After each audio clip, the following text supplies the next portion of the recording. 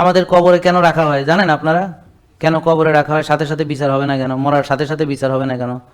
বলতে পারবেন ভাইয়া? কেন হবে না?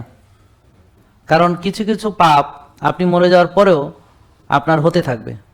ধরেন আপনি একটা খারাপ কিছু সমাজে চালু করেছেন, যেমন হাবিল কাবিল। তো কাবিল খুন করেছে, প্রতিটা খুনের একটা পার্সেন্টেজ, এই পৃথিবীর যতদিন খুন হবে ও এটার একটা হিস্সা পাবে, কমিশন।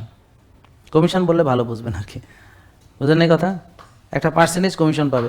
তার মানে এখন যদি কাবিলের বিচার করা হয়, অবিচার হবে, কারণ ওর আরও কিছু পাপ বাকি আছে, পৃথিবী ধ্বংস হওয়ার আগ পর্যন্ত তার পাপ চলবে। আবার আপনি ভালো কিছু কাজ করেছেন, যেমন আমরা মানুষকে সুস্থ করার যে একটা সিলসিলা, অর্থাৎ আমরা যে একটা প্রোটোকল আমরা ফলো করছি, এতে নানান মানুষ সুস্থ হচ্ছে, ওষুধ মুক্ত হচ্ছে। এইটা যত দিন চালু থাকবে, আমি চলে গেলাম, এরপরে যত জেনারেশন চালু থাকবে, তত জেনারেশন ধরে আমরা এটার ইনশাল্লাহ, তা আমি মরে গেলেও তো পাওয়ার সম্ভাবনা আছে। কি কন ভাই?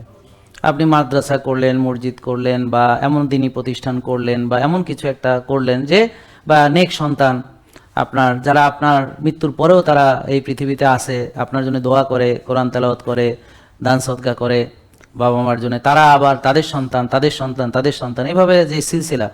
তার মানে আপনি এমন কিছু করতে পারেন যেটার সিলসিলা আপনার মৃত্যুর পরেও জারি থাকতে পারে, এমনকি কিয়ামত পর্যন্ত।